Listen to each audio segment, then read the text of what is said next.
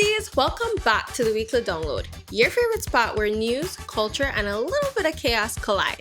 We've got wild stories today, from black tigers playing matchmaker in India to your brain doing squats every time you pick up a pen instead of your phone. And stick around, because later we're diving into something close to home: Belizean folklore. Yup, the kind of stories your granny swore on. It's cultural, it's hilarious, and yes, it's way more relevant than you think. So grab your blanket, settle in, and let the download commence.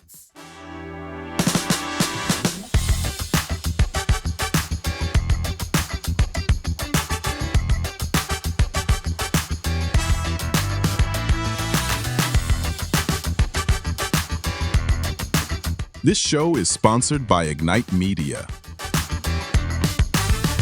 You know what's wild? In a world where we can type faster than we think, science says our brains still prefer the old school pen and paper. Researchers like Audrey Vandermeer and her colleagues found that when you write by hand, your whole brain lights up more than the overpass for Christmas season.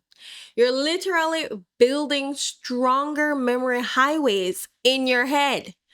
Typing, that's more like using the side streets. Only that specific part of your brain lights up. Kids who handwrite learn to read and spell faster, and adults remember more of what they jot down. It's like a mini workout for your brain. No gym membership needed. So the next time you reach for your phone to make a note, maybe grab a notebook instead, because your brain, it's old-fashioned and proud of it. So here's a wild one. India's tiger population has bounced back big time. Great news, right? But in one reserve called Similipal, things got a little too close for comfort. Turns out the tigers have been keeping it in the family. I know half of them are black. Yeah, black tigers. Beautiful, but it's not a fashion statement. It's a genetic red flag. Scientists saw what was happening and basically said, we need new blood in this jungle. So they airlifted a couple of tigresses from 450 miles away, like dropping in contestants on Love Island Wildlife Edition. No, they're hoping for some fresh genes and fewer family reunions at the watering hole. Nature's wild, but sometimes it really needs a matchmaker. Okay, besties, let's think for a bit. When was the last time somebody told you a good Tata Duende story? Not on TikTok, not in a meme like an actual migrant is sure she miss sitting by the lamppost or coconut tree. Depends where you're from. Story. Yeah, it's been a while. Back in the day, folklore was Belizeans' favorite pastime. That's how information traveled and people connected. You misbehave, boom, La Llorona de Confio.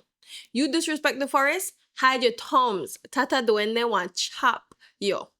And if you hear Ishkabai whisper your name, bestie, that's not a pickup line. That's a warning.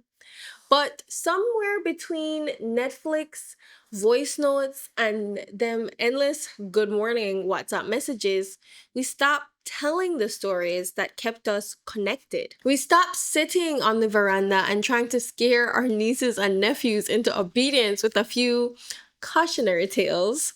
And now the only spirits people talk about are in the Rambato. I mean, many of our stories weren't just spooky, they were lessons. Anansi was integral in our upbringing. Or if we heard a story about they used to got this little boy, right? Or this little gal with Sandra, we knew there was a good ending with a grand moral.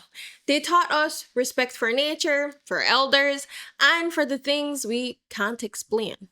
They remind us that the bush got eyes, the sea got moods, and our elders knew best. So maybe it's time to remix it. Culture isn't stagnant, and neither should our elements be. So maybe tell a Tata Duenda story on TikTok, but maybe highlight how he'd react to climate change. Drop some Anansi in a podcast And that might help your viewers understand that just because you give them half of your one plantain doesn't mean they only have half a plantain. So, besties, let's make folklore viral again. Because when we stop telling our stories, we stop hearing ourselves. And believe we got too much soul to let that happen. Okay, besties, I've got something news. Starting next week, I won't be here with you. I'll be in Brazil with you! Not for vacation, but for my day job. I'm heading to the United Nations Framework Convention on Climate Change Conference of the Parties, or COP30, through funding from UNICEF. That's the world's biggest climate summit, and this year, I'll be there alongside other Belizeans and our partners from small island developing states, negotiating for our shared future. For the next 3 weeks, I'll be bringing you exclusive updates straight from Belém and behind the scenes moments, the big decisions, and the stories that matter most in our region. Because this isn't just another global meeting. It's about protecting home from the Caribbean to the Amazon. So stay tuned. We've got the inside scoop on the road to a safer, stronger future. Till then, I'm signing off, and your super secret guest host will be signing in. Download complete.